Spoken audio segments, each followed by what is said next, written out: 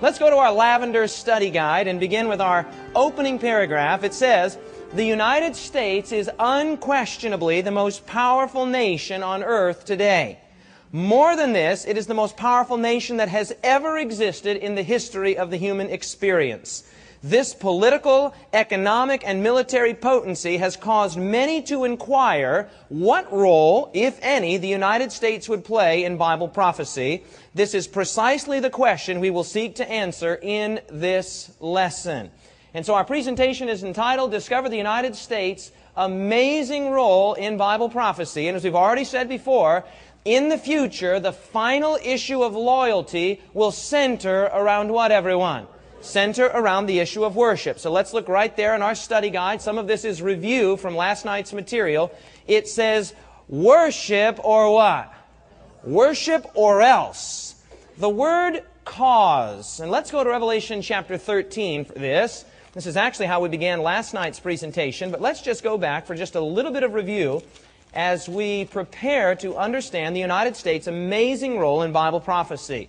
I'm in Revelation chapter 13, and we'll begin in verse 11. Revelation chapter 13 and verse 11. When you're there, say amen. John says, "Then I saw another beast coming up out of the earth, and he had two horns like a lamb, and he spoke like a dragon. And he exercises all the authority of the first beast in his presence, and," what's the next word? "Causes the earth and those who dwell in it to," what? "Worship." Notice verse 15, down toward the bottom it says, "And cause as many as would not worship the image of the beast should be killed." First part of verse 16, "And causes all, both small and great, rich and poor, free and slave, to receive a mark on their right hand or in their foreheads." And so this word cause is an important word here in Revelation chapter 13. It occurs 3 times. How many times, everyone? 3 times, so that's what you'd write right there. And the word cause means to force. In this context, the word cause means to force. Every time the word cause is used there in Revelation chapter 13, you could just substitute the word force. And he forces them to worship. And he forces them to worship. He compels them or causes them to worship. In context, it's clearly against their will. It goes on to say, we might ask the question, does God ever force people to worship Him, yes or no? Absolutely not. We've given you 2 texts there, Matthew chapter 11 and Jeremiah chapter 31 verse 3. Both of those texts and a host of others, literally scores of others, could be cited from both the Old and the New Testaments, in which God invites us and draws us and asks us to worship Him, but never ever forces us. If that makes sense, say amen. So we go on. God urges, invites, encourages, woos, and draws us to worship Him, but He never forces us to. Forced worship, like forced what? Love, is a contradiction in terms and is surely rooted in Satan's perverse and insatiable desire for worship. And yet that's exactly what we see there in Revelation chapter 13, is that this power would seek to force, to cause, to compel worship. Forced love has a very ugly word attached to it. We call that word rape. We don't believe that love can be forced. In fact, I've given the illustration, I think, in this room before. If I held a gun at you like this and I said, I want you to stand up, you would stand up. If I held that same gun at you and said, I want you to turn around, you would turn around. If I said, I want you to stand on your head, you would do your best to stand on your head. And I said, I want you to bark like a dog, you'd bark, bark, bark, bark, if you really thought I was going to do you harm. But if I pointed that very same gun at you and I said, love me with all your heart, could you do it, yes or no? Love cannot be forced. Say amen if that makes sense. Worship is nothing more and nothing less than the extension of our love to God. Jesus said in John chapter 14 verse 15, if you love me, keep my commandments. And if love cannot be forced, worship, true worship, cannot be forced. Can you say amen to that? So now we're to the mark of the beast there, the second subheading in your study guide. It says the mark of the beast, let's say it all together, is the mark of the beast. And that's the point. You've got it. It's not the mark of the beast. One word. It's the mark of the beast. That is, it is the beast's mark of authority. We have identified from the Bible the beast as none other than the Roman church state. Incidentally, some of you have said, wow, that's so amazing. I've never seen that before. That's so cutting edge. You must be on the cutting edge of what's happening in Revelation, David. Absolutely not. Look at the rest of this. It says, this identification is consistent with essentially every one of the Protestant reformers. Tell me if these names mean anything to you. From Martin Luther and John Wesley to William Tyndale and John Calvin. Do those names mean anything to anyone in this room? Okay? Every one of those people believed what I've been teaching you about the identity of the beast of Revelation 13 and the little horn of Daniel 7 and 8. Every one of them. This is not something new. As a matter of fact, this is something old. It's something what, everyone?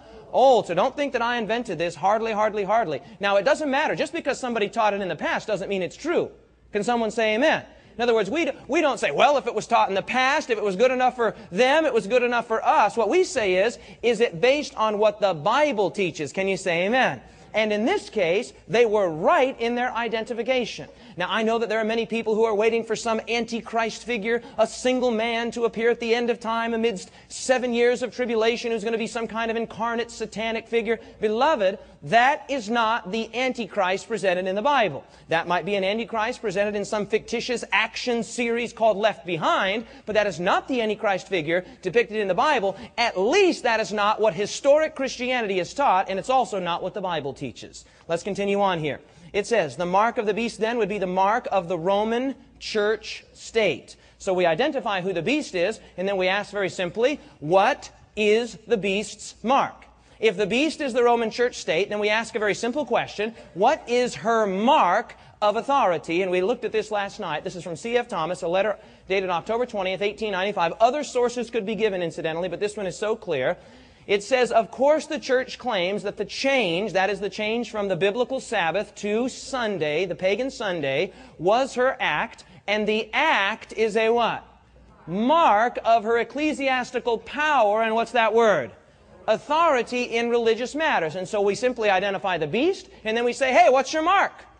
And they say, our mark, our proof that we can change religious dogmas and teachings and laws is that we change the biblical day of worship, one of the 10 commandments written with the finger of God on tables of stone and was placed in the ark. We can change it. That's the claim. That's the claim that's being made there. So notice there, bottom of the first page, it says, last lesson we learned that the mark of the Roman church state's authority in religious matters is found in her presumptuous claim to have changed the Christian day of worship from Sabbath to what, everyone? Sunday. This is her amazing claim. This is her claim, and it is an amazing one indeed. Well, where did we get this idea from, that this change would be introduced? We saw it as one of the identifying characteristics of the Antichrist in Daniel chapter 7, verse 25. See if you remember it, where it says that he would think to change times, and who remembers? Laws. That he would be so presumptuous, he would actually think he could change the very times and the very laws, not of Sterling Heights, but of God. Now, is that an amazing claim, everyone? Yes or no? Absolutely. You're right there at the bottom of the first page. Remember Daniel 7:25, which says, this anti-Christian power will think to change the very times and laws of God. Have they attempted to do this? The answer of history is yes. They have sought to transfer the holiness and solemnity of the seventh-day Sabbath to the first day of the week. There is no what kind of authority for this? Biblical authority or mandate for this change. We've already been over that. If you're new tonight, that's review. In fact, all of this so far is review. The church has done it out of her own sense of authority. She has placed convenience and tradition above the what, everyone? The Bible. The Roman church state has historically made this claim and continues to make this claim even today. She claims that this change proves her sovereignty and authority in religious matters. It is a mark of her authority. It is a mark, an identifying mark of the beast and its usurped ecclesiastical power.